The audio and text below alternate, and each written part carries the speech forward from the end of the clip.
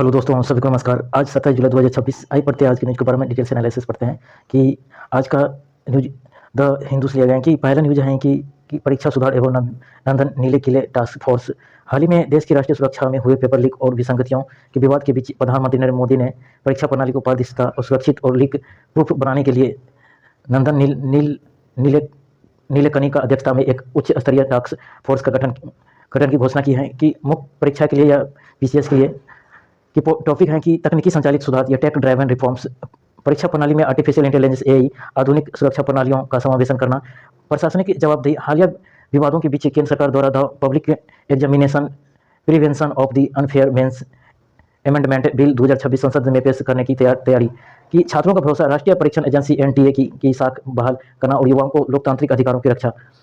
कि मुख्य संपादकीय विषय दूसरा है कि शिक्षा मंत्रालय में नेतृत्व परिवर्तन, यूथ एट दी वेंगवार्ड्स के संदर्भ में पेपर लीक और छात्र आंदोलन के दबाव के बीच केंद्रीय शिक्षा मंत्रालय में बड़ा फेरबदल हुआ है। धर्मेंद्र प्रधान के इस्तीफे के बाद प्रहलाद जोशी का नया केंद्रीय शिक्षा मंत्री नियुक्त किया गया है। पीसीएस और यूपीएससी के लिए मेंस के लिए इस टॉपिक को गवर्नेंस से जोड़ सकते हो। छात्र आंदोलन का प्रभाव, लोकतंत्र के युवाओं और छात्रों संघों द्वारा नीतिगत जवाबदेही तय करने में निभाई गई भूमिका, संस्थागत रख, इंस्टीट्यूशनल क्रेडिबिलिटी कि नए नेतृत्व के सामने पहले ही चुनौतियां, परीक्षाओं में सुधार और परीक्षा नियामक निकायों के प्रति जनता के विश्वास का वापस जीतना। पीटी के क्वेश्चन प्रैक्टिस है। हाल ही में समाचारों में रही नंदन नीलेकनी टास्क फोर्स का संबंध निम्नलिखित में से किस क्षेत्र से है? इसका आंसर बी हो जाएगा, राष्ट्रीय परीक्षा प्रणाली में सुधार और तकनीकी सुदृढ़ीकरण। व्याख्या है, प्रधानमंत्री नरेंद्र मोदी ने परीक्षाओं को लेकर लीक प्रूफ, पारदर्शी और तकनीकी संचालित बनाने के लिए उद्देश्य पूर्व UIDAI अध्ययन नंदन नीलेकनी के नेतृत्व में एक उच्च स्तरीय टास्क फोर्स का गठन किया गया है। मेंस के लिए क्वेश्चन प्रैक्टिस है कि शासन और शिक्षा से जीएस पेपर 2। हाल ही के दिनों में भारत की सार्वजनिक परीक्षा प्रणाली की विश्वसनीयता गंभीर चुनौतियों के घेरे में आई है कि इस संदर्भ में परीक्षा प्रणाली को सुरक्षित और पारदर्शी बनाने में तकनीकी आधारित सुरक्षा सुधारों की भूमिका और सीमाओं का आलोचनात्मक मूल्यांकन कीजिए। 250 पर 15 की। इसका देखते हैं उत्तर, मोरल आंसर क्या हो जाएगा कि हालिया पेपर लीक के मामले सरकार द्वारा नंदन नीलेकनी टास्क फोर्स और सार्वजनिक परीक्षा अनुचित साधनों की रोकथाम और संशोधन विधेयक 2026 के संदर्भ में शुरुआत करें और तकनीकी के लाभ बॉडी में एआई का उपयोग विसंगतियों को पकड़ने में और ब्लॉकचेन आधारित प्रश्न पत्र वितरण और सुरक्षित डिजिटल मूल्यांकन और तकनीकी का सीमाएं, डिजिटल डिवाइस या ग्रामीण बनाम शहरी, हैकिंग और साइबर सुरक्षा के खतरे और मानवीय मिलीभगत इंसाइडर थ्रेट को तकनीक से पूरी तरह न रोक पाना। अन्य प्रशासनिक उपाय, करे कानून जवाबदेही तय करना और संस्थागत सुधार। निष्कर्ष, एक संतुलित भविष्योन्मुखी या फ्यूचरिस्टिक विचार दें कि तकनीक केवल एक साधन है और वास्तविक सफलता प्रशासनिक इच्छा शक्ति और नैतिक आचरण, एथिकल कॉन्टेक्ट से ही सुनिश्चित होगी। भारतीय संविधान के अनुच्छेद 75 के अंतर्गत केंद्रीय मंत्रियों के संदर्भ में निम्नलिखित कथनों पर विचार कीजिए कि प्रधानमंत्री की नियुक्ति राष्ट्रपति द्वारा की जाती है और अन्य मंत्रियों की नियुक्ति राष्ट्रपति द्वारा प्रधानमंत्री की सलाह पर की जाती है। तो इसमें क्या बोला गया कि प्रधानमंत्री की नियुक्ति राष्ट्रपति द्वारा की जाती है और अन्य मंत्रियों की नियुक्ति राष्ट्रपति द्वारा प्रधानमंत्री की सलाह पर की जाती है कि पहला था ये। दूसरा है कि मंत्री व्यक्तिगत रूप से राष्ट्रपति के पर्यंत अपने पद पर बने रहते हैं। तीसरा है कि मंत्रिपरिषद सामूहिक रूप से लोकसभा के प्रति उत्तरदायी होते हैं। इसमें तीनों सही हो जाएगा दोस्तों। इसका व्याख्या है कि अनुच्छेद 75 के अनुसार राष्ट्रपति मंत्रियों की नियुक्ति पीएम की सलाह पर करते हैं और अनुच्छेद 75(2) के अनुसार राष्ट्रपति के पर्यंत पद धारण करते हैं और 75(3) के अनुसार वे सामूहिक रूप से लोकसभा के प्रति उत्तरदायी होते हैं। दूसरा है कि भारत के राष्ट्रपति द्वारा केंद्रीय मंत्रियों को हटाने की शक्ति के संदर्भ में निम्नलिखित में से कौन सा कथन सही है? ए, राष्ट्रपति स्वविवेक या डिस्क्रिटेशन का प्रयोग करते हुए किसी भी मंत्री को कभी भी हटा सकते हैं और राष्ट्रपति केवल प्रधानमंत्री की सलाह पर ही कि किसी मंत्री को उसके पद से हटा सकते हैं और मंत्रियों को हटाने के लिए संसद के दोनों सदनों द्वारा विशेष बहुमत से पारित होना अनिवार्य है और केवल लोकसभा अध्यक्ष स्पीकर के पास ही केंद्रीय मंत्रियों को पद हटाने की अंतिम शक्ति है। इसका आंसर क्या हो जाएगा दोस्तों? इसका आंसर केवल बी हो जाएगा दोस्तों कि राष्ट्रपति केवल प्रधानमंत्री की सलाह पर किसी मंत्री को उसके पद से हटा सकते हैं, कि राष्ट्रपति केंद्रीय मंत्रियों को केवल प्रधानमंत्री की सलाह पर नियुक्त या बर्खास्त कर सकते हैं। तो इसका आंसर बी हो जाएगा कि इसमें हिंट दिया गया है कि संसदीय शासन प्रणाली की मूल विशेषता को याद करें। राष्ट्रपति राज्य के प्रमुख होते हैं लेकिन वास्तविक कार्यकारी शक्तियां प्रधानमंत्री के नेतृत्व वाले मंत्रिपरिषद में ही निहित होती हैं। अगला है कि मेंस के लिए क्वेश्चन प्रैक्टिस है, राज्य व्यवस्था शासन के लिए। हाल ही के वर्षों में सार्वजनिक परीक्षाओं में हुई अनियमितता ने भारत की प्रतिष्ठित परीक्षा एजेंसियों की विश्वसनीयता और प्रशासनिक क्षमता पर गंभीर सवाल खड़े किए हैं कि इस संदर्भ में परीक्षा प्रणाली में तकनीकी और ढांचागत सुधारों की आवश्यकता की समीक्षा कीजिए तथा सुशासन गुड गवर्नेंस को बनाए रखने में लोक परीक्षा कानून के महत्व पर चर्चा कीजिए। 250 और 15 की है। इसका मॉडल आंसर हो जाएगा, हालिया पेपर घटनाओं के सरकार द्वारा गठित नंदन नीलेकनी टास्क फोर्स तथा संसद में पेश संशोधन विधेयक 2026 का उल्लेख करते हुए शुरुआत करें। बॉडी में क्या लिखेंगे? चुनौतियां जैसे परीक्षा प्रणालियों में तकनीकी का अभाव और संस्थागत खामियां या छात्रों के भविष्य व देश की मानव पूंजी पर इसका नकारात्मक प्रभाव। सुझाव या सुधार ब्लॉकचेन एआई आधारित निगरानी और डिजिटल क्वेश्चन एनक्रिप्शन या कड़े कानूनी प्रावधानों जैसे जेल तथा भारी जुर्माना की आवश्यकता। कि संवैधानिक पहलू अनुच्छेद 21 आजीविका का अधिकार, सुशासन के तहत निष्पक्षता सुनिश्चित करना। निष्कर्ष परीक्षा सुधार केवल प्रशासनिक मामला नहीं बल्कि यह देश के युवाओं का लोकतांत्रिक संस्थानों में विश्वास बहाल करने के लिए आवश्यक है। आरबीआई की विदेशी मुद्रा प्रवाह और रुपये पर दृष्टिकोण। खबर है द हिंदू से लिया गया इकोनॉमिक्स से। भारतीय रिजर्व बैंक आरबीआई के गवर्नर संजय मल्होत्रा ने बयान दिया है कि महंगाई को नियंत्रण करना आरबीआई की सर्वोच्च प्राथमिकता है। इसके साथ ही आरबीआई रुपये को उसकी वास्तविक आर्थिक बुनियादी स्थिति के आधार पर अंडर मानता है। और अन्य मुख्य बिंदु, भारत में विदेशी मुद्रा प्रवाह फॉरेक्स इनफ्लो मुख्य रूप से FCNRIB foreign currency non resident bank जमा खातों के माध्यम से तेजी से बढ़ा है, जो $32 बिलियन को पार कर चुका है। यूपीएससी जीएस पेपर 3 भारतीय अर्थव्यवस्था, मौद्रिक नीति और बाहरी क्षेत्र और मुद्रा मूल्यह्रास से इस टॉपिक जोड़ सकते हो। कि पश्चिम एशिया की संघर्ष का कच्चे तेल और बाजारों पर प्रभाव। अमेरिका और ईरान के बीच सप्ताहांत में हमलों के रुकने और पौष में वैश्विक बाजारों को राहत मिली है, जिससे ब्रेंट क्रूड की कीमतें 5% गिरकर 12 या 93 प्रति बैरल डॉलर के नीचे आ गए हैं। कि मुख्य बिंदु क्या है? इससे पहले हॉर्मुज़ जल मरुमध्य स्ट्रेट ऑफ हॉर्मुज़ में तनाव के कारण भारत के शेयर बाजारों सेंसेक्स और निफ्टी चालू खाता घाटे CAD पर दबाव देखा जा रहा है। तेल की कीमतों में यह कमी भारतीय माइक्रो इकोनॉमिक स्थिरता के लिए सकारात्मक है। यूपीएससी लिंक कर सकते हो इस टॉपिक को, जैसे जीएस पेपर 3 ऊर्जा सुरक्षा, मुद्रास्फीति, तेल पर प्रभाव, और जीएस पेपर 2 अंतर्राष्ट्रीय संपत्ति। तीसरा है भारत का स्वर्ण विनिमय और गोल्ड एक्सचेंज और EGR। भारत के गोल्ड एक्सचेंज और EGR इलेक्ट्रॉनिक्स गोल्ड रिसेप्ट को लेकर विश्लेषण और प्रकाशित हुआ है। यह पारंपरिक भौतिक सोने के व्यापार को एक पारदर्शी और राष्ट्रव्यापी इलेक्ट्रॉनिक्स प्लेटफॉर्म पर स्थानांतरित करने की दिशा में बड़ा कदम है। मुख्य बिंदु, सेबी द्वारा विनियमित EGR निवेशकों को इलेक्ट्रॉनिक रूप से व्यापार करने और जरूरत पड़ने पर भौतिक सोने या फिजिकल गोल्ड की डिलीवरी लेने की सुविधा देता है। यूपीएससी लिंक जीएस पेपर 3 से पूंजी बाजार, वित्तीय समावेशन और सुधार। पीटी के लिए क्वेश्चन प्रैक्टिस है। विदेशी मुद्रा अनिवासी बैंक FCNRB जमा खातों के संदर्भ में निम्नलिखित कथनों पर विचार कीजिए।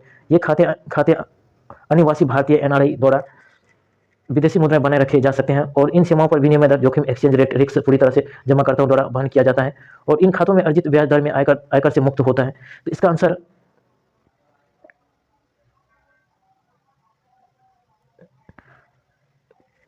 आंसर मेरे ख्याल से 2 हो जाएगा। आइए जानते हैं इसके बारे में आगे पढ़ेंगे दोस्तों। इसके बारे में इसका व्याख्या आगे पढ़ेंगे। पहले देख लेते हैं, ये दो क्वेश्चन लिया गया है कि मैथ्स के लिए दो क्वेश्चन है कि वैश्विक भू राजनीतिक तनाव या विशेष रूप से पश्चिम एशिया में कच्चे तेल की आपूर्ति से जुड़े व्यवधान और भारतीय अर्थव्यवस्था की आंतरिक व्यापक आर्थिक या माइक्रो इकोनॉमिक स्थिरता को किस प्रकार प्रभावित करते हैं। हाल ही के घटनाक्रमों के आलोक में चर्चा कीजिए तथा भारत की ऊर्जा सुरक्षा सुनिश्चित करने के उपाय। 150 शब्द 10 अंक है। कि दूसरा क्वेश्चन है जीएस पेपर 3 से वित्तीय बाजार, इलेक्ट्रॉनिक्स गोल्ड रिसेट या EGR से आप क्या समझते हैं। भारत में सोने के बाजार में औपचारिक रूप से देने वाले फॉर्मुलाइजेशन और मूल खोज प्राइस डिस्कवरी के गोल्ड एक्सचेंजों की भूमिका का मूल्यांकन कीजिए। 250 शब्द 15 अंक है। कि आइए पहला का देखते हैं कि पहला क्या बोला गया। पहला क्वेश्चन है कि वैश्विक भू राजनीतिक तनाव विशेष रूप से पश्चिम एशिया में कच्चे तेल की आपूर्ति श्रृंखला जुड़े व्यवधान भारतीय अर्थव्यवस्था की आंतरिक व्यापक आर्थिक माइक्रो इकोनॉमिक स्थिरता को किस प्रकार प्रभावित करते हैं। हाल की घटनाक्रमों के आलोक में चर्चा कीजिए और भारत की ऊर्जा सुरक्षित सुनिश्चित करने के उपाय सुझाइए। 150 शब्द में 10 अंक। आइए इसका मॉडल आंसर देखते हैं कि पश्चिम एशिया की भू राजनीतिक तनाव और कच्चे तेल की आपूर्ति में व्यवधान भारतीय अर्थव्यवस्था के आंतरिक व्यापक आर्थिक माइक्रो इकोनॉमिक स्थिरता को निम्नलिखित रूपों से प्रभावित करते हैं। कि व्यापक आर्थिक स्थिरता पर प्रभाव, मुद्रास्फीति, इन्फ्लेशन। भारत अपनी तेल या आवश्यकताओं का लगभग 85% आयात करता है। तेल की कीमतों में वृद्धि से परिवहन लागत बढ़ती है, जिससे खाद्य और अन्य आवश्यक वस्तुओं में क्रूड जनित मुद्रास्फीति उत्पन्न होती है। और चालू खाता घाटा CAD, उच्च तेल आयत बिल व्यापार घाटे को बढ़ता है, जिससे चालू खाता घाटा या CAD अनियंत्रित होने लगती है और रुपये के मूल्य में गिरावट आती है। राजकोषीय दबाव या फिस्कल प्रेशर, सरकार ईंधन सब्सिडी का बोझ बढ़ता है और कर कटौती करनी पड़ती है, जिससे राजकोषीय घाटे को नियंत्रित करने का लक्ष्य प्रभावित होती है। हालिया घटनाक्रम रूस यूक्रेन संकट, हाल ही में पश्चिम एशिया जैसे लाल सागर संकट में उपजे तनाव के कारण जहाजों के मार्ग बदलने से माल ढुलाई या फ्रेट लागत और बीमा प्रीमियम में भारी वृद्धि हुई, जिससे भारतीय आयात निर्यात प्रभावित हुआ है। ऊर्जा सुरक्षा सुनिश्चित करने के उपाय कि petroleum reserve SPR Visakhapatnam, Bengaluru या पादुपुर भूमिगत भंडारों की क्षमता विस्तार करना। आयात विविधीकरण, मध्य पूर्व पर निर्भरता कम करने के लिए रूस और अमेरिका, लैटिन अमेरिका के देशों पर कच्चे तेल का निर्भरता और वनीकरणीय ऊर्जा का बदलाव, राष्ट्रीय हाइड्रोजन मिशन और पवन ऊर्जा के लक्ष्यों को तेजी से हासिल करना। वैकल्पिक E-व्हीकल्स को बढ़ावा देना और पेट्रोल में 20% एथेनॉल सम्मिलित E20 के लक्ष्य को समय पर पूरा करना। वित्तीय बाजार, इलेक्ट्रॉनिक्स गोल्ड रिसिट या EGR से आशा है इलेक्ट्रॉनिक्स गोल्ड रिसीट ईजीआर एक इलेक्ट्रॉनिक्स वित्तीय उपकरण है जिसे स्टॉक या एक्सचेंजों जैसे बीएसई पर डीमेट रूप से कारोबार किया जाता है। इसके तहत निवेश भौतिक सोने के बजाय उसकी डिजिटल रसीद खरीदते हैं और बेचते हैं। यह प्रणाली 3 चरणों में कार्य करती है। सोने का जमा होना, तिजोरी या वैल्यू या प्रदाता के पास भौतिक सोना जमा किया जाता है, और ईजीआर का निर्माण जमा सोने के बदले डिपॉजिटरी द्वारा ईजीआर जारी किया जाता है जो स्टॉक एक्सचेंज पर ट्रेड होता है। और भौतिक सुपुर्दगी निवेश चाहे तो ईजीआर को सिलेंडर कर वापस भौतिक सोना प्राप्त कर सकते हैं। सेबी भारतीय प्रतिभूति और विनिमय बोर्ड इस पूरी प्रक्रिया का नियामक है और सोने के बाजार को औपचारिक रूप देना और फॉर्मेलाइजेशन में भूमिका कि भारत में पारंपरिक रूप से सोने का बाजार अत्यधिक असंगठित रहा है। गोल्ड एक्सचेंज और ईजीआर इसे निम्नलिखित प्रकार से औपचारिक बनाते हैं। पारदर्शिता और सुरक्षा, ईजीआर का व्यापार विनिमय स्टॉक एक्सचेंज पर होने से धोखाधड़ी का संभावना समाप्त होती है और प्रत्येक लेनदेन का रिकॉर्ड रहता है। गुणवत्ता या आश्वासन, एक्सचेंज पर केवल London Boolean market association LLBMA को निर्दिष्ट भारतीय मानकों या इंडिया गुड डिलीवरी के अनुरूप की शुद्धता वाले सोने को स्वीकार किया जाता है। तरलता, लिक्विडिटी में वृद्धि, भौतिक सोने के बेचने की तुलना में ईजीआर को तुरंत बेचना या भुनाना आसान होता है, जिससे निष्क्रिय सोना वित्तीय प्रणाली का हिस्सा बनता है। भंडारण लागत और जोखिम से मुक्त, आम निवेशकों को सोने की चोरी या लॉकर के किराए की चिंता नहीं करनी पड़ती है, जिससे निवेश की लागत घटती है। मूल्य खोज, प्राइस डिस्कवरी में गोल्ड एक्सचेंज की भूमिका।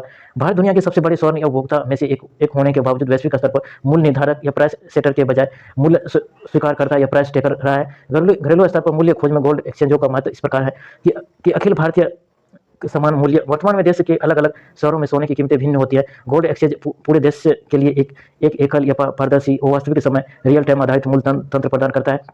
मांग और आपूर्ति का सटीकता आकलन, एक्सचेंज पर खरीदारों और विक्रेताओं के बड़े आधार के कारण मूल्य का निर्धारण पूरी तरह से बाजार की वास्तविक ताकतों की मांग और आपूर्ति द्वारा होता है, न कि कुछ गिने चुने सटोरियों द्वारा। अंतर्राष्ट्रीय बेंचमार्क में दिशा में कदम या सुदृढ़ घरेलू गोल्ड एक्सचेंज के माध्यम से भारत भविष्य में वैश्विक स्तर पर सोने की कीमतों को प्रभावित करने की क्षमता हासिल कर सकेगा। निष्कर्ष, इलेक्ट्रॉनिक्स गोल्ड रिसीट ईजीआर या गोल्ड एक्सचेंज भारत के स्वर्ण बाजार को एक सुरक्षित, पारदर्शी और विनियमित पारिस्थितिकी तंत्र में बदलने का क्रांतिकारी कदम है। यह न केवल घरेलू स्तर पर कुशल मूल्य खोज को सक्षम बनाता है, बल्कि सोने के वित्तीयकरण या फाइनेंशियलाइजेशन को बढ़ावा देकर देश को समग्र अर्थव्यवस्था को मजबूती प्रदान करता है। इलेक्ट्रॉनिक्स गोल्ड रिसिप्ट ईजीआर के संबंध में निम्नलिखित तथ्यों विचार कीजिए। ईजीआर एक इलेक्ट्रॉनिक्स वित्तीय साधन है जिसे डीमेट रूप से ही जारी और रखा जा सकता है। ईजीआर धारक की आवश्यकता पड़ने पर अपनी होल्डिंग को वास्तविक भौतिक सोने फिजिकल गोल्ड में बदल सकते हैं। और भारत में इलेक्ट्रॉनिक्स गोल्ड रिसिप्ट के माध्यम से सोने की ट्रेडिंग एक मान्यता प्राप्त स्टॉक एक्सचेंज पर विनियमित होती है। तो इसका आंसर तीनों हो जाएगा दोस्तों, कि तीनों सही है। ईजीआर के संबंध में भारत में सोने के व्यापार में मानकीकृत या पारदर्शिता बनाने के लिए ईजीआर पेश किए गए हैं, जो डीमेट ट्रेडिंग सुविधा के साथ साथ भौतिक डिलीवरी का विकल्प भी प्रदान करती है। हिंट क्या है कि एक ऐसी वित्तीय साधन है जो बाजार की तरह इलेक्ट्रॉनिक तरीके से सोने में निवेशन की सुविधा देता है, लेकिन साथ ही आपको अपना सोना भौतिक रूप से फिजिकल फॉर्म में वापस निकालने का विकल्प भी प्रदान करता है। विदेशी मुद्रा अनिवार्य बैंक खाता या FCNRI के संबंध में निम्नलिखित कथनों पर विचार कीजिए। ये खाते केवल अनिवासी भारतीय NRI और भारतीय मूल के व्यक्तियों या PIO द्वारा ही खोले जा सकते हैं। पहला है, इसमें जमा मूलधन और अर्जित ब्याज दरों को पूरी तरह से प्रत्यावर्तनीय या रेप्यूटेबल होते हैं, और इन खातों में जमा राशियों को केवल विदेशी मुद्रा में ही बनाए रखा जा सकता है। तो इसका आंसर तीनों हो जाएगा दोस्तों, तीनों सही है कि FCNRI अकाउंट अनिवासी भारतीय द्वारा विदेशी मुद्रा में रखे जाते हैं। यह प्रत्यावर्तनीय, रिपेट्रिएबल और खाता धारकों को विनिमय दर जोखिम से बचाता है। यह खाता ऐसे लोगों के लिए जो विदेश में कमाते हैं और अपनी कमाई को विदेशी मुद्रा में ही भारतीय रुपये में परिवर्तित लिए बिना भारत में जमा करना चाहते हैं। क्या यह ब्याज सहित उनके देश वापस ले जाने योग्य है? कि भारतीय रिजर्व बैंक RBI द्वारा विदेशी मुद्रा भंडार के प्रबंधन और विनिमय दर हस्तक्षेप के संबंध में निम्नलिखित कथनों विचार कीजिए कि RBI विनिमय दर या एक्सचेंज रेट के किसी विशिष्ट बैंड या स्तर को लक्षित नहीं करता है। कि दूसरा है, RBI हस्तक्षेप मुख्य उद्देश्य रुपये के अत्यधिक उतार चढ़ाव या एक्सेसिव वोलेटिलिटी को रोकना और अतिरिक्त विदेशी मुद्रा भंडार को सुरक्षित रूप से विदेशी संपत्तियों में निवेश किया जाता है। तो इसका आंसर तीनों हो जाएगा कि RBI का रुख बाजार निर्धारित विनिमय दर का समर्थन करना या किसी विशिष्ट स्तर या बैंड को लक्षित नहीं करता है, बल्कि केवल अत्यधिक अस्थिरता को रोकता है। साथ ही कि अधिदेश से विदेशी मुद्रा को विदेशी संपत्तियों में सुरक्षित रूप से निवेश किया जाता है। हिंट दिया है आरबीआई ने फॉरेक्स रिजर्व बैंक पॉलिसी के बारे में सोचा है कि क्या वे रुपये को एक निश्चित मूल्य पर बांध कर रखते हैं, क्या वे बाजार शक्तियों को काम करने देते हैं, या केवल केवल घबराहट या अधिक उतार चढ़ाव शांत करते हैं। कि अगला है कि कोर इन्फ्लेक्शन या कोर इन्फ्लेक्शन या हेडलाइन इन्फ्लेक्शन के बीच अंतर क्या है। पहला है हेडलाइन इन्फ्लेक्शन अर्थव्यवस्था में सभी वस्तुओं और सेवाओं की कीमतों में होने वाले बदलाव को मापती है। दूसरा है कोर इन्फ्लेशन में खाद्य, फूड और ईंधन फ्यूल जैसे अत्यधिक अस्थिरता घटकों को शामिल नहीं किया जाता है।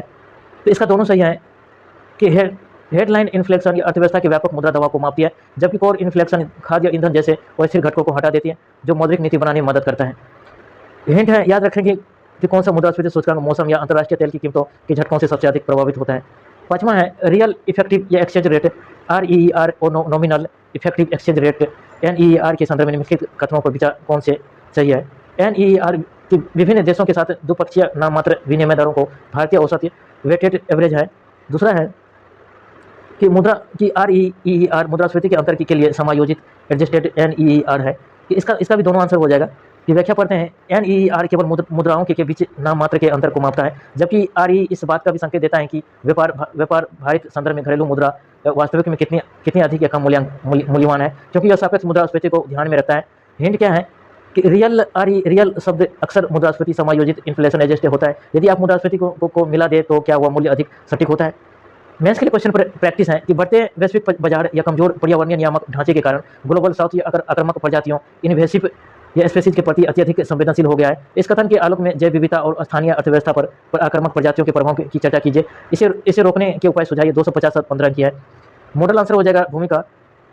कि हालिया रिपोर्ट हवाला देती हुई आक्रामक प्रजातियों को परिभाषित कर, जैसे लेटाना या कमारा या जलकुंभी, जो स्थानीय पारिस्थितिकी तंत्र को नष्ट करती है। ग्लोबल साउथ में संवेदनशीलता के कारण तेजी से बढ़ता अंतर्राष्ट्रीय व्यापार, आयात और जैव सुरक्षा या बहुत सिक्योरिटी और सीमा नियंत्रण स्क्रीनिंग नियमों का कमजोर होना, और शोध या प्रारंभिक चेतावनी प्रणालियों या अर्ली वार्निंग सिस्टम की कमी, और इम्पैक्ट पारिस्थितिक या स्थानीय वनस्पतियों और जीवों को विस्थापन या खाद्य श्रृंखला में व्यवधान, और आर्थिक दृष्टि कृषि उत्पादकता में कमी, मत्स्य पालन को नुकसान और नियंत्रित में भारी वित्तीय खर्च। आगे की राष्ट्रीय जैव सुरक्षा नीति को मजबूत करना और सीमा पर सख्त संगरोध या क्वारंटाइन नियम या स्थानीय समुदाय की भागीदारी और कन्वेकेशन ऑन बायोलॉजिकल डाइवर्सिटी CBD के लक्ष्यों को कड़ाई से पालन करना। पीटी के लिए क्वेश्चन प्रैक्टिस है कि लॉन्ग ड्यूरेशन या एनर्जी स्टोरेज LDES के संदर्भ में निम्नलिखित कथनों पर विचार कीजिए। कि भारत के वर्तमान ऊर्जा रोड मैप के तहत केवल अल्पकालिक या 5 से 6 घंटे ऊर्जा भंडारण पर ध्यान केंद्रित किया गया है, और LDES प्रौद्योगिकियां ग्रिड को हफ्ते या दिनों के बजाय केवल कुछ मिनटों के लिए बैकअप बिजली या प्रदान करने में सक्षम है। तो इसका केवल पहला आंसर हो जाएगा कि पहला सही है कि वर्तमान में ऊर्जा रोड मैप के तहत केवल अल्पकालिक 5 से 6 घंटे ऊर्जा भंडारण पर ध्यान केंद्रित करती है, कि मुख्य रूप से 5 से 6 घंटे के बैकअप पर केंद्रित है। दूसरा गलत है। ये LDES प्रौद्योगिकी कुछ मिनटों के बजाय कई दिनों तक या हफ्तों तक बिजली की निरंतर आपूर्ति बनाए रखने में सक्षम होते हैं। दूसरा बोला कि ऊर्जा रोड मैप पर केवल LED के प्रौद्योगिकियों के ग्रिड को हफ्ते या दिनों नहीं, मतलब कई दिनों तक इसका है कि इसके बोला कि के बजाय कुछ मिनटों के लिए। ये दूसरा गलत हो जाएगा। हाल ही में समाचारों में रही आक्रामक या प्रजातियों या इन्वेसिव स्पीसीज के संदर्भ में निम्नलिखित कथनों पर विचार कीजिए। कि पहला है कि धनी देश या ग्लोबल नॉर्थ की तुलना में विकासशील देशों में या ग्लोबल साउथ में आक्रामक प्रजातियों के कारण होने वाला वास्तविक नुकसान प्रति प्रजाति बहुत अधिक है। आक्रामक प्रजातियां केवल स्थलीय पारिस्थितिक तंत्र की प्रभावित करती है और जलीय पारिस्थितिक तंत्र को नुकसान नहीं पहुंचाती। दूसरा गलत हो जाएगा दोस्तों। इससे पहला सही है कि पहला क्या बोला गया कि आक्रामक प्रजाति के संदर्भ में कि धनी देशों या ग्लोबल नॉर्थ की तुलना में विकासशील देशों को या ग्लोबल साउथ में आक्रामक प्रजातियों के कारण होने वाला वास्तविक नुकसान के प्रति या प्रजातियों बहुत अधिक है। इसका व्याख्या है कि ग्लोबल साउथ में इसका आर्थिक और पर्यावरणीय नुकसान प्रति या प्रजाति बहुत अधिक है। दूसरा गलत है कि जलकुंभी वाटर हायसिंथ जैसी प्रजातियों के माध्यम से जलीय पारिस्थितिकी तंत्र को भी पूरी तरह से नष्ट कर सकती है। रेडियल या रेडियल वेलोसिटी मेथड जो हाल ही में चर्चा में रही का उपयोग मुख्य रूप से किस कार्य के लिए किया जाता है। इसका पहला है पृथ्वी पर आने वाले भूकंपों की तीव्रता मापने के लिए। दूसरा या सुदूर अंतरिक्ष के बाह्य ग्रहों या एक्सोप्लैनेट्स और एक्सोमून की खोज के लिए। गहरों समुद्र में छिपे खनिज पदार्थ का पता लगाने के लिए, और मिसाइलों की गति और उनकी सटीक मारक क्षमता की आकलन करने के लिए। इसका आंसर बी हो जाएगा। इसका आंसर केवल बी हो जाएगा कि रेडियल वेलोसिटी विधि जो हाल ही में चर्चा में रही का उपयोग मुख्य रूप से किस कार्य में किया जाता है। सुंदर अंतरिक्ष में बाह्य ग्रहों या एक्सोप्लैनेट्स और एक्सोमून की खोज के लिए। इसका बी हो जाएगा। कि खगोलविदों ने हाल ही में रेडियल वेलोसिटी मेथड का उपयोग करके सौर मंडल के बाहर एक विशाल एक्सोमून की खोज की है। यह विधि तारों या अन्य खगोलीय पिंडों की गति से होने वाले सूक्ष्म बादलों को मापकर उनके चक्कर लगा रहे ग्रहों या चंद्रमाओं का पता लगाती है। इसका भी हो जाएगा कि सुंदर अंतरिक्ष वायु ग्रहों या एक्सपोजर के मून की खोज के लिए किया जाता है कि रेडियल वेलोसिटी विधि के। दूसरा है कि कॉन्टैक्ट सीक या अल्फा फोल्ड 3 प्रौद्योगिकी के संदर्भ निम्नलिखित कथनों पर विचार कीजिए। पहला है कॉन्टासीक एक नया एआई संचालित टूल है जिसका उद्देश्य डीएनए बेस या एडिटिंग जीन थेरेपी की सटीकता को बढ़ाना।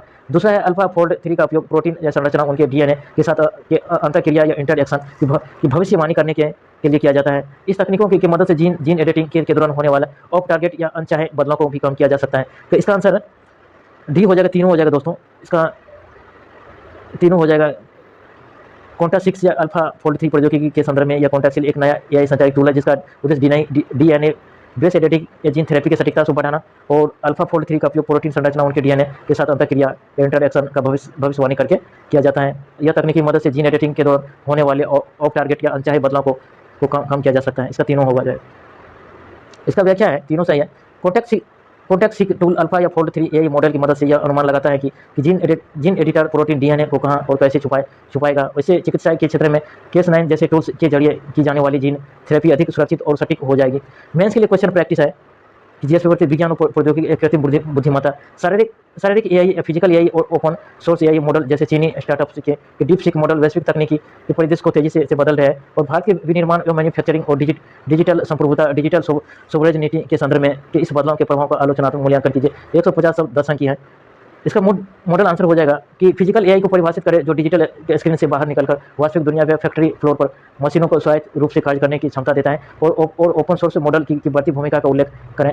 मुख्य भाग बॉडी क्या है? विनिर्माण या मैन्युफैक्चरिंग पर प्रभाव, उत्पादकता में वृद्धि और वास्तविक समय में त्रुटियों की पहचान या रियल टाइम या एनोमली या डिटेक्शन और स्मार्ट रोबोटिक्स का विकास। भारत के लिए चुनौतियां या डिजिटल संप्रभुता, ओपन सोर्स या डोमेन में चीन या डीप सीक या अलीबाबा या अमेरिका का बढ़ता दबदबा भारत की डेटा सुरक्षा और तकनीकी की निर्भरता को बढ़ा सकता है। भारत को अपने इंडिया एआई मिशन को और मजबूत करने की आवश्यकता है। भारत को मेक इन इंडिया के तहत न केवल एआई सॉफ्टवेयर बल्कि फिजिकल एआई और हार्डवेयर एसोसिएशन में निवेश बढ़ाना होगा ताकि वैश्विक प्रतिस्पर्धा में संप्रभुता बनी रहे। चीन में आर्थिक असंतुलन और विनिर्माण क्षेत्र की चुनौतियां। स्रोत क्या है कि सिलेबस इस टॉपिक जीएस पेपर 3 भारतीय अर्थव्यवस्था, योजना और विकास रोजगार से संबंधित है। मुख्य बिंदु क्या है? चीन के आर्थिक आंकड़े दर्शाते हैं कि वहाँ घरेलू मांग या डोमेस्टिक डिमांड में भारी कमी आई है जबकि बाहर निर्यात बढ़ रहा है। ओवर कैपेसिटी या अति उत्पादन की समस्या के कारण चीनी कंपनियां वैश्विक स्तर पर कम कीमतों पर उत्पादन बेच रही हैं और जिससे यूरोप और अन्य देशों में को विवाद बढ़ रहा है। भारत पर प्रभाव, चीनी सामानों या डिपिंग से भारतीय घरेलू उद्योगों को नुकसान हो सकता है जिसके लिए एंटी डंपिंग या ड्यूटी जैसे सुरक्षात्मक उपायों की आवश्यकता बढ़ सकती है। पीटी के लिए क्वेश्चन प्रैक्टिस है, ओवर कैपेसिटी और वैश्विक व्यापार डंपिंग के संदर्भ में कथनों पर विचार कीजिए। जब किसी देश की घरेलू मांग या कम होती है और विनिर्माण उत्पादन क्षमता अत्यधिक होती है तो वह देश वैश्विक बाजार में कम कीमतों पर निर्माण बढ़ाता है और डंपिंग से घरेलू उद्योगों की रक्षा के लिए विश्व व्यापार संगठन WTO एंटी डंपिंग शुल्क लगाने की अनुमति देता है। तो इसका दोनों आंसर हो जाएगा दोस्तों। चीन में वर्तमान में घरेलू मांग कमजोर होने के कारण विनिर्माण क्षेत्र में ओवर कैपेसिटी देखी जा रही है जिससे वह वैश्विक बाजार में सस्ती उत्पादन भेज रहा है और इसके खिलाफ देश के अपने घरेलू बाजार को बचाने के लिए WTO के नियमों के तहत एंटी डंपिंग ड्यूटी लगाते हैं। मेंस के लिए क्वेश्चन प्रैक्टिस है, पेपर 2 अंतर्राष्ट्रीय संबंध। सऊदी अरब या संयुक्त राज्य अमेरिका के बीच उभरते परमाणु और रणनीतिक संबंध के मध्य पूर्व के दशकों के पुराने भू राजनीतिक या समीकरणों को नया आकार दे रहे हैं। इस कथनों के आलोक में विश्लेषण कीजिए और यह बदलाव भारत की पश्चिम एशिया नीति और ऊर्जा सुरक्षा को किस प्रकार प्रभावित कर सकते हैं। 250 15 अंक की इंट्रो में सऊदी अमेरिका के परमाणु समझौते का संक्षिप्त परिचय दें और बताएं कि ईरान सऊदी संतुलन को कैसे प्रभावित करता है। क्षेत्रीय सुरक्षा को प्रभाव, मध्य पूर्व में परमाणु हथियारों को होल्ड की आशंका और भारत के लिए चुनौतियां, कच्चे तेल की आपूर्ति में बाधा और तेल कीमतों में अनिश्चितता और राजनीतिक दुविधा। भारत के सऊदी अरब ईरान दोनों के साथ मजबूत आर्थिक और रणनीतिक संबंध जैसे चाबहार बंदरगाह। भारत को अपनी कूटनीति में संतुलन बनाए रखने और ऊर्जा स्रोतों की वृद्धि करनी और जैसे नवीकरणीय ऊर्जा पर जोर देने की आवश्यकता है। भारतीय निर्वाचन आयोग ECI और मतदाता सूची के संदर्भ में निम्नलिखित कथनों पर विचार कीजिए। संविधान के अनुच्छेद 324 के अंतर्गत चुनाव आयोग का मुख्य संवैधानिक जनादेश या स्वतंत्र या निष्पक्ष चुनाव संचालित करना और गहन संशोधन SIR के माध्यम से मतदाता सूची से किसी व्यक्ति का नाम हटाना उसकी नागरिकता की समाप्ति का निर्धारण करता है। और सर्वोच्च न्यायालय के अनुसार चुनाव आयोग के मतदाता डेटा का उपयोग राज्य सरकार अपनी लोक कल्याणकारी योजना के प्रमाणीकरण के लिए ये कर सकती है। इसका आंसर केवल पहला सही है कि दूसरा तीसरा गलत है कि अनुच्छेद 324 चुनाव आयोग को अध्यक्ष निर्देश नियंत्रण शक्ति देता है। कथन दूसरा गलत है क्योंकि मतदाता सूची में नाम हटाना नागरिकता निर्धारण के बराबर नहीं। और तीसरा भी गलत है क्योंकि सर्वोच्च न्यायालय के स्पष्ट किया है कि SIR डेटा का उपयोग गैर चुनावी कार्यों जैसे कल्याणकारी योजना का नागरिकता जांच के लिए नहीं किया जा सकता है। इसे दूसरा क्या बोला गया कि विशेष गहन संशोधन माध्यम से मतदाता सूची से किसी व्यक्ति का नाम हटाना उसकी नागरिकता की समाप्ति का निर्धारण करता है। दूसरा भी गलत है। सर्वोच्च न्यायालय के अनुसार चुनाव आयोग के मतदाता डेटा का उपयोग करके राज्य सरकार अपनी लोक कल्याणकारी योजना की प्राथमिकता के लिए कर सकती है। तीसरा भी गलत है कि सर्वोच्च न्यायालय ने स्पष्ट किया है कि SIR डेटा का उपयोग करके गैर चुनावी कार्यों जैसे कल्याणकारी योजना का या नागरिकता जांच के लिए नहीं किया जाता है। मेंस के लिए क्वेश्चन प्रैक्टिस है कि UPSC और PCS के लिए क्वेश्चन प्रैक्टिस है। भारत में सार्वजनिक परीक्षाओं में शुचिता बनाए रखने के लिए केवल एक प्रशासनिक चुनौती नहीं बल्कि एक युवाओं की लोकतांत्रिक भरोसे या सुशासन गुड गवर्नेंस का मूल आधार है। हालिया परीक्षा सुधार को कानूनी संशोधन के लिए आलोक में इस समालोचनात्मक विश्लेषण कीजिए। 250 15 अंक है। इसका मॉडल आंसर हो जाएगा पेपर लीक जैसे नीट UG 2026 सरकार द्वारा लाई गई सार्वजनिक परीक्षा संशोधन विधायक 2026 नंदन नीलेकणी टास्क फोर्स का संदर्भ देते शुरुआत करें। और बॉडी में पेपर लीक से होने वाले नुकसान, मेधावी छात्रों का मनोबल टूटना और शासन व्यवस्था NTA जैसी संस्थाओं पर अविश्वास और जनसंख्या की लाभांश डेमोग्राफिक डिविडेंड का नुकसान और विधेयक सुधारों का महत्व, अनुचित संसाधनों के लिए कठोर दंडात्मक प्रावधानों की आवश्यकता और तकनीकी हस्तक्षेप AI और डिजिटल सुरक्षा तथा संस्थागत जवाबदेही तय करना और सुशासन से जुड़ा पारदर्शिता और समयबद्ध शिकायत निवारण और नीतिगत सुधार जैसे जीरो एरर नीति को कमियों को दूर करना और निष्पक्ष और पारदर्शी लीक प्रूफ परीक्षा प्रणाली विकसित करने के लिए कानूनी और तकनीकी दोनों मोर्चों पर दीर्घकालिक सुधारों की आवश्यकता पर बल दें। मुख्य समाचार CBDT ने OECD ढांचे के तहत क्रिप्टो रिपोर्टिंग दिशा निर्देश जारी किए हैं कि केंद्रीय प्रत्यक्ष कर बोर्ड CBDT ने crypto asset reporting framework CARF के अनुरूप 198 पृष्ठों का एक विस्तृत मार्गदर्शक नोट जारी किया है। यह कदम OECD आर्थिक सहयोग और विकास संगठन के वैश्विक ढांचे के तहत अगले वर्ष से क्रिप्टो के लेन देन पर अंतर्राष्ट्रीय स्तर पर सूचनाओं के स्वतः आदान प्रदान ऑटोमेटिक एक्सचेंज को इन्फॉर्मेशन को सुगम बनाया जाएगा। PT फैक्ट के लिए CARF या क्रिप्टो एसेट रिपोर्टिंग फ्रेमवर्क इसे OECD द्वारा विकसित किया गया है ताकि क्रिप्टो परिसंपत्तियों में कर चोरी को रोका जा सके। और CBDT चाहे यह भारत में प्रत्यक्ष करो या डायरेक्ट टैक्स की नीतियों को नियंत्रित करने वाली केंद्रीय संस्था है। मेंस के लिए टॉपिक है GS पेपर 3 अर्थव्यवस्था और आंतरिक सुरक्षा, क्रिप्टो परिसंपत्तियों की विनिमय, वैश्विक कर पारदर्शिता, मनी लॉन्ड्रिंग पर नियंत्रण। कि अगला टॉपिक है चालू खाता घाटे CDP गोल्ड या तेल की दबाव। पश्चिम एशिया मिडिल ईस्ट में बढ़ते भू राजनीतिक दरों के कारण कच्चे तेल की कीमतों जिसे $100 प्रति बैरल को पार कर गई हैं, जिससे भारत का आयात बिल तेजी से बढ़ रहा है। इसके साथ ही भारत में सोने गोल्ड के भारी आयात ने भारत के विदेशी मुद्रा भंडार पर दबाव बढ़ा दिया है और देश का चालू खाता अधिदेश करेंट अकाउंट सरप्लस चौथी तिमाही में घटकर 7.1 बिलियन रह गया है। PT के फैक्ट है चालू खाता घाटा CD जब किसी देश द्वारा वस्तुओं सेवाओं हस्तांतरण या कुल आयात उसके कुल निर्यात से अधिक हो जाता है तो किसी मुद्रा भंडारण उसमें क्या बोला CD जिस चालू खाता घाटा कैसे होता है जब किसी देश द्वारा वस्तु या सेवा हस्तांतरण का कुल आयात उसके निर्यात से अधिक हो जाता है। जब जिसका आयात करते हैं दोस्तों उसका निर्यात अधिक हो जाता है। इसी कारण यह अधिक होता है कि विदेशी मुद्रा भंडारण या फॉरेक्स रिजर्व तेल की बढ़ती कीमतों के कारण रुपये की स्थिरता बनाए रखने के लिए RBI को हस्तांतरण करना पड़ रहा है। कि इसमें क्या बोला गया कि विदेशी मुद्रा भंडारण फॉरेक्स रिजर्व क्या होता है कि तेल की बढ़ती कीमतों के कारण रुपये की स्थिरता बनाए रखने के लिए RBI को हस्तक्षेप करना पड़ रहा है। मेंस के लिए लिंक है GS पेपर 3 भारतीय अर्थव्यवस्था, बाहरी झटके, एक्सटर्नल शॉक या मुद्रास्फीति, इन्फ्लेशन पर प्रभाव और विदेशी व्यापक संतुलन। कि मुख्य कि अगला है कि वाहन बाजार और शिक्षा व्यय में संरचनात्मक बदलाव। कि ऑटो सेक्टर में उछाल, ईंधन की उच्च कीमतों और अनिश्चितता मानसून के बावजूद जून 2026 में कुल वाहन खुदरा बिक्री 22% से बढ़कर 2.6 मिलियन यूनिट की रिकॉर्ड पर स्तर पहुंच गई है। इसमें पहली बार कार खरीदने वाले की हिस्सेदारी 51% रही है। शिक्षा पर कर राज्यों के खर्च में गिरावट। एक विशेष रिपोर्ट के अनुसार पिछले 12 वर्ष में शिक्षा मंत्रालय का बजटीय आवंटन कुल बजट के 4.6% 2013 या 14 में घटकर 2.5% 2025-26 कर गया है, जो भारत की जनसंख्या की लाभांश डेमोग्राफिक डिमांड के लिए एक चुनौती है। शिक्षा पर राज्यों की खर्च में गिरावट के बारे में बोला गया है। पिछले 12 वर्षों में शिक्षा मंत्रालय बजटीय आवंटन में कुल बजट 4.6 से 2013-14 में घटकर 2.4% 2025-26 में रह गया, जो भारतीय जनसंख्या की या लाभांश या डेमोग्राफिक डिमांड के लिए चुनौती है। कि 2013-14 में दोस्तों तो शिक्षा पर बजट कितना था कि शिक्षा पर राज्यों का खर्च था 4.6% 2013-14 में, अब घटकर कितना रह गया 2.4% रह गया 2025-26 में। ये बहुत चुनौती है दोस्तों, जनसंख्या की लाभांश डेमोग्राफिक डिविडेंड के लिए बहुत चुनौती है। प्रीलिम्स के लिए क्वेश्चन है ये कि हाल ही में समाचारों में रहे crypto currency reporting framework CARF की निम्नलिखित में से किस संगठन द्वारा विकसित किया गया है? तो इसका आंसर सी हो जाएगा, अंतर्राष्ट्रीय सहयोग और विकास संगठन OECD द्वारा। आर्थिक सहयोग और विकास संगठन OECD की CARF को OECD द्वारा तैयार किया गया है और ताकि वैश्विक स्तर पर डिजिटल और क्रिप्टो संपत्तियों के लेन देन में पारदर्शिता लाई जा सके और कर चोरी को रोका जा सके।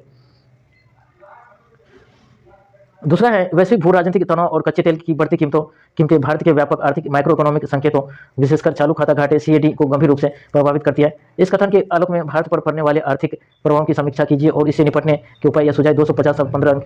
इसका मॉडल आंसर हो जाएगा भूमिका वर्तमान संदर्भ जैसे तेल की कीमतें $100 बैरल पार होना देते हुए चालू खाता घाटे CAD को परिभाषित करें कि मुख्य भाग प्रभाव आयात बिल में वृद्धि के कारण व्यापार घाटा बढ़ना और रुपये का अवमूल्यन या डिप्रिसिएशन और विदेशी मुद्रा भंडारण पर दबाव और आयातित मुद्रास्फीति इंपोर्टेंट इन्फ्लेशन के कारण घरेलू वस्तुओं के दाम बढ़ना और गैर जरूरी आयात या जैसे सोना के कारण संकट का और गहराना। और सुझाव या उपाय के ऊर्जा सुरक्षा के लिए नवीकरणीय ऊर्जा या इथेनॉल या सम्मिश्रण को बढ़ावा देना। दूसरा है सोने के आयात पर निर्भरता या कम करने के लिए सोवरेन या गोल्ड बॉन्ड SGB जैसे योजना को मजबूत करना और वित्तीय विविधीकरण या एक्सपोर्ट डाइवर्सिफिकेशन पर ध्यान देना। निष्कर्ष भारत में अपनी रणनीतिक और स्वायत्ता और आर्थिक लचीलेपन को बनाए रखने के लिए दीर्घकालिक संरचनात्मक सुधारों को आवश्यकता है। ग्रेट निकोबार द्वितीय परियोजना या ग्रेट निकोबार या आइसलैंड प्रोजेक्ट के संदर्भ में निम्नलिखित कथनों पर विचार कीजिए।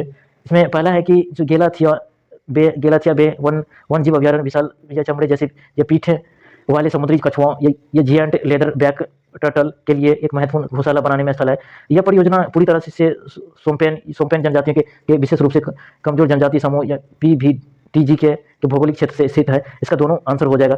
व्याख्या है कि गेलाथिया में अंतर्राष्ट्रीय कंटेनर या ट्रांसशिपमेंट या टनलर और एयरपोर्ट बनाने से कछुओं के आवास और सोम्पेन जनजातियों के जंगलों पर गंभीर प्रभाव पड़ने की चेतावनी दी गई है। हाल ही में समाचारों में रहे कि व्हाट्सएप या यूजर नेम फीचर पर सरकार द्वारा जताई गई चिंताओं के संदर्भ में निम्नलिखित कथनों पर विचार कीजिए। बिना मोबाइल या नंबर या साझा किए केवल यूजर नेम के माध्यम से संवाद करने से एंड टू एंड या एनक्रिप्ट समाप्त हो जाता है और इसे पहचान छिपाकर किए जाने वाले या वित्तीय घोटालों या स्पूटिंग और साइबर अपराधों में वित्तीय होने की आशंका है। तो इसका दूसरा सही है कि यूजर नेम फीचर से एंड टू एंड एनक्रिप्ट खत्म नहीं होता है। इसमें पहला क्या बोला गया है कि बिना मोबाइल नंबर साझा किए केवल यूजर नेम माध्यम से संवाद करने से एंड टू एंड एनक्रिप्ट समाप्त हो जाता है। तो इसमें user name feature end to end encrypt खत्म नहीं होता है, लेकिन मोबाइल नंबर छिपे होने के कारण कानून प्रवर्तन या एजेंसियों के लिए अपराधियों की पहचान करता है, उन्हें ट्रैक करना अत्यधिक कठिन हो जाता है, जिससे स्पूफिंग और साइबर धोखाधड़ी का खतरा बढ़ जाता है।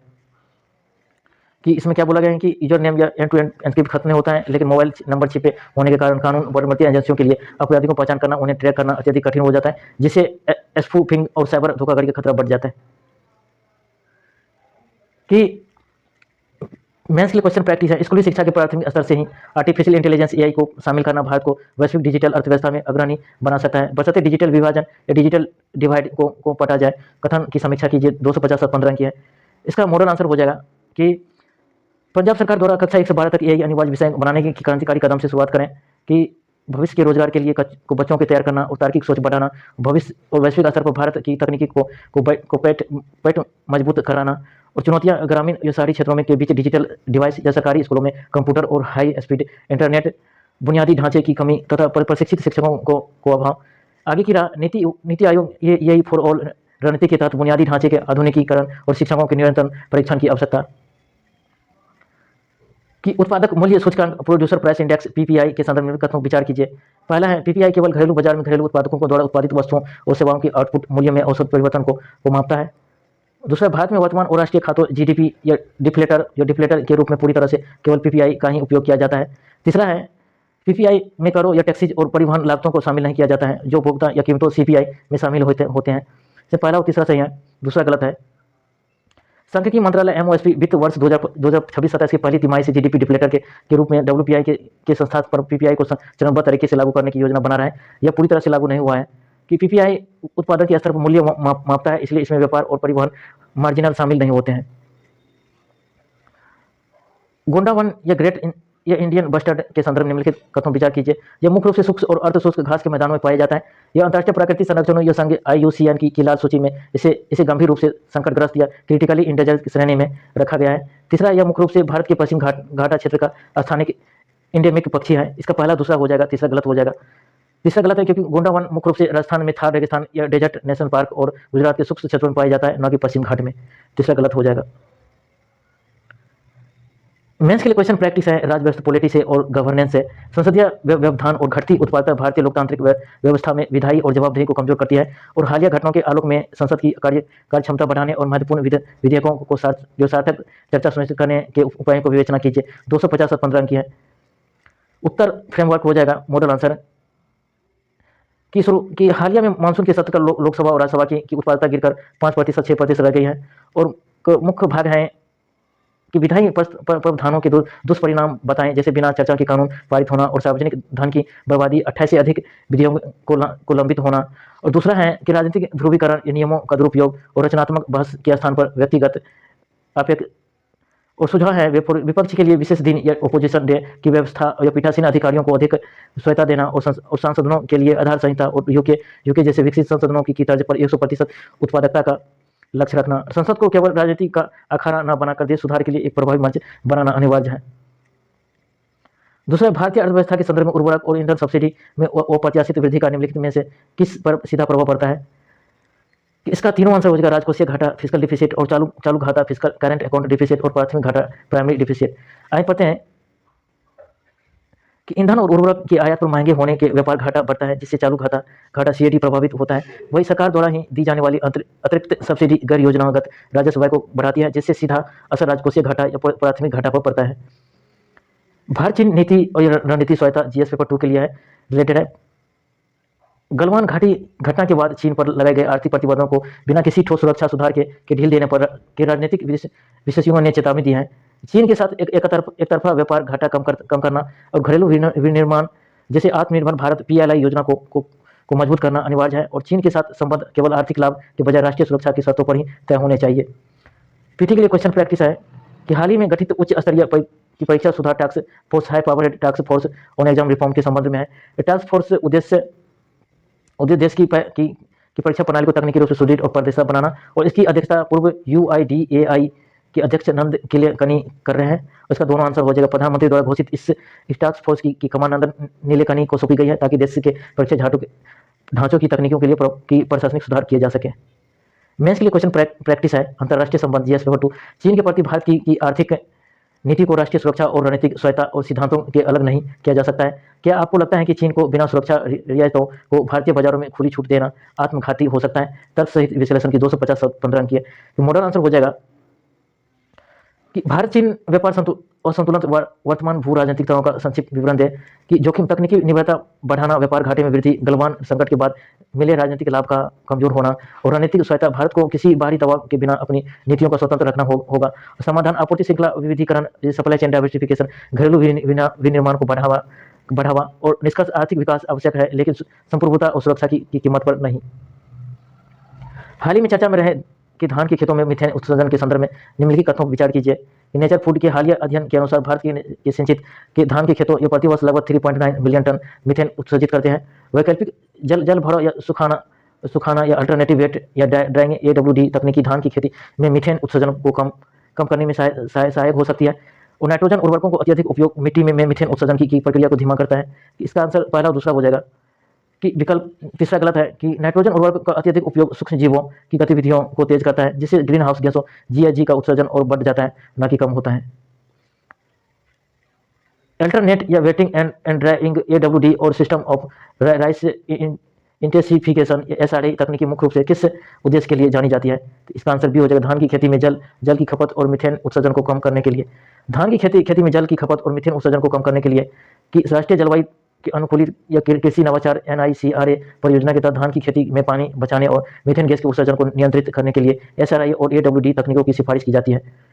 मेंस के लिए क्वेश्चन प्रैक्टिस है GS पेपर 3 पर्यावरण एवं कृषि के लिए कि एक तरफ धान की खेती भारत की खाद्य सुरक्षा रीढ़ है, तो दूसरी तरफ इसके पारंपरिक तौर तरीके देश की जलवायु प्रतिबद्धताओं के लिए एक बड़ी चुनौती बनते जा रहे हैं। नेचर फूड के लिए हालिया निष्कर्षों के आलोक में इस कथन को का समालोचनात्मक मूल्यांकन कीजिए। भारत की जलवायु स्मार्ट कृषि, क्लाइमेट स्मार्ट एग्रीकल्चर को बढ़ावा देने हेतु उपाय सुझाइए। इसका इंट्रो में हो जाएगा हालिया या नेचर फूड की रिपोर्ट हवाला देते हुए बताएं कि भारत के धान खेत के वैश्विक मीथेन को हॉटस्पॉट बन चुके हैं। वार्षिक 3.9 बिलियन टन उत्सर्जन। मुख्य भाग खाद्य सुरक्षा का बनाम पर्यावरण संतुलन का द्वंद्व। भारत की आधी से अधिक आबादी के लिए चावल मुख्य भोजन है और परंतु प्रारंभिक रूप से खेतों को लगातार पानी से भरे रखने के कारण अवाबीय या एनाएरोबिक परिस्थितियां बनती है जो मीथेन उत्सर्जन बैक्टीरिया को सक्रिय करती है। मिट्टी पर प्रभाव, जैविक कार्बन या सूखने की क्षमता में कमी आना और खेतों की कार्बन सिंक में से कार्बन सोर्स में तब्दील होना। और समाधान उपाय क्या है? तकनीकी सुधार कि वैकल्पिक जल भराव या सुखाना, AWD, डायरेक्ट सी डेड राइट या DSRA और SRA विधि को बढ़ावा देना। और नीतिगत प्रोत्साहन, टिकाऊ या कृषि पद्धति को अपनाने के वाले किसानों को वित्तीय प्रोत्साहन या कार्बन क्रेडिट का लाभ देना। और फसल विविधीकरण या कम पानी या कम उत्सर्जन वाली फसलों जैसे मोटे अनाज या मिलेट्स की ओर धीरे धीरे रुख करना। निष्कर्ष, भारत को सस्टेनेबल डेवलपमेंट या गोल 2 शून्य या भस्मीकरण और गोल 13 जलवायु परिवर्तन के बीच संतुलित बनाने की क्षेत्रीय स्तर पर कृषि सुधारों को लागू करने की आवश्यकता है। कि स्वास्थ्य क्षेत्र हेपेटाइटिस से निपटने के लिए भारत की लड़ाई की मुख्य तथ्य क्या? विश्व हेपेटाइटिस दिवस 28 जुलाई की पूर्व संस्था पर PIB द्वारा जारी रिपोर्ट के अनुसार भारत सरकार ने राष्ट्रीय वायरल हेपेटाइटिस नियंत्रण कार्यक्रम NVHCP के तहत हेपेटाइटिस की B और C के उन्मूलन के लिए स्वास्थ्य सेवाओं का विस्तार किया है। नीति, जेनेरिक दवाओं की उपलब्धता और जिला स्तर से लेकर स्थानीय स्वायत्ता केंद्रों या हेल्थ एंड वेलनेस सेंटर्स के तक मुफ्त जांच या उपचार को सुलभ बनाया गया है। यह सबका साथ सबका विकास विजन सार्वभौमिक स्वास्थ्य कवरेज SDG 3.3 की दिशा में बड़ा कदम है। ग्रामीण विकास और विकसित वाइब्रेंट विलेजेज प्रोग्राम 2026 प्रमुख तथ्य या प्रधानमंत्री ने विकसित या वाइब्रेंट विजिलेंस प्रोग्राम के प्रतिभागियों को संबोधित किया है। और रणनीतिक सीमावर्ती गांवों या बॉर्डर विजिलेंस के बुनियादी ढांचे के विकास या स्थानीय आजीविकाओं को बढ़ावा देने और वहां से पलायन को रोकने के लिए एक कार्यक्रम सुरक्षा या समावेशी विकास GS पेपर 3 इंटरनल सिक्योरिटी से लिहाज से अत्यंत महत्वपूर्ण है। प्रीलिम्स के लिए क्वेश्चन प्रैक्टिस है। राष्ट्रीय वायरल या हेपेटाइटिस नियंत्रण कार्यक्रम NVHCP के संदर्भ में भी कथों विचार कीजिए। इसका उद्देश्य भारत से वर्ष 2030 तक के वायरल हेपेटाइटिस के पूर्ण उन्मूलन को प्राप्त करना।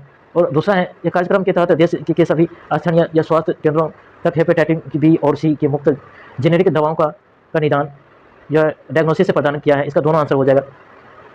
भारत सरकार सतत विकास लक्ष्य SDG 3.3 के अनुरूप 2030 तक हेपेटाइटिस उन्मूलन के लिए प्रतिबद्ध है। PIB रिपोर्ट के मुताबिक स्थानीय स्तर पर धन की व्यवस्था और यह सस्ती जेनेरिक दवाओं के माध्यम से इस सेवाओं को जिला अस्पतालों से निकालकर स्थानीय केंद्रों तक पहुंचाया गया है। वाइब्रेंट विजिलेंस या प्रोग्राम VVP का प्राथमिक उद्देश्य क्या है? इसका आंसर भी हो जाएगा कि देश के उत्तरी या सीमावर्ती गांवों को बुनियादी ढांचे विकास और निवासियों के जीवन स्तर में सुधार करना। देश के उत्तरी सीमावर्ती गांव के बुनियादी ढांचे विकास और निवासियों के जीवन स्तर में सुधार करना। यह कार्यक्रम सीमावर्ती क्षेत्रों या बॉर्डर एरिया के व्यापक विकास के लिए शुरू किया गया है और ताकि वहां बुनियादी सुविधाओं का विस्तार कर पलायन रोका जा सके और आंतरिक सुरक्षा मजबूत हो सके। GS पेपर 2 स्वास्थ्य, भारत में के वायरल हेपेटाइटिस एक मुख्य महामारी या साइलेंट एपिडेमिक की तहत है कि राष्ट्रीय वायरल या हेपेटाइटिस नियंत्रण कार्यक्रम NVHCP चुनौतीपूर्ण या आलोचनात्मक मूल्यांकन कीजिए और इसे जमीनी स्तर पर सफल बनाने के उपाय सुझाइए। 150 अंक है कि मूल फ्रेमवर्क क्या होगा। परिचय, हेपेटाइटिस के बोझ या विश्व हेपेटाइटिस दिवस के महत्व का उल्लेख करते हुए शुरुआत करें कि बॉडी में क्या लिखना है कि बीमारी के प्रति जागरूकता की कमी और ग्रामीण स्तर पर डायग्नोसिस इंफ्रास्ट्रक्चर की सीमित पहुंच और सामाजिक कलंक या स्टिग्मा, सरकारी पहल, स्थानीय स्वास्थ्य केंद्रों तक जेनेरिक दवाओं की पहुंच का विस्तार। और कंक्लूजन, प्राथमिक स्वास्थ्य प्रणालियों या PHCS को मजबूत करके ही सबका साथ सबका विकास के तहत सार्वभौमिक स्वास्थ्य को कवरेज हासिल किया जा सकता है। पेपर 3 के लिए है, GS पेपर 3 के लिए आंतरिक सुरक्षा विकास के लिए कि क्वेश्चन है, सीमावर्ती क्षेत्र को विकास केवल क्षेत्रीय समानता का मुद्दा नहीं बल्कि यह राष्ट्रीय सुरक्षा की एक अनिवार्य आवश्यकता है। विकसित के वाइब्रेंट या विजिलेंस प्रोग्राम के आलोक में इस कथन का परीक्षण कीजिए। 250 15 किया है। पर इंट्रोडक्शन, सीमावर्ती क्षेत्रों को संवेदनशीलता और हाल ही में प्रधानमंत्री द्वारा संबोधित विकसित वाइब्रेंट विजिलेंस प्रोग्राम 2026 का संदर्भ में सुरक्षा और विकास का अंतर संबंध। सीमावर्ती गांव के पलायन की सुरक्षा निहारत खाली सीमाएं घुसपैठ के लिए संवेदनशील होती हैं। कार्यक्रम का लाभ, सड़क कनेक्टिविटी, बिजली, पर्यटन और स्थानीय रोजगार अवसरों का सृजन। कंक्लूजन, एक सुरक्षित सीमाओं के लिए वहां के नागरिकों को बुनियादी अधिकार और समृद्धि प्रदान करना और देश की संप्रभुता के लिए गेम चेंजर साबित होना। थैंक यू दोस्तों, आज इतना ही था, आज की क्लास में इतना ही।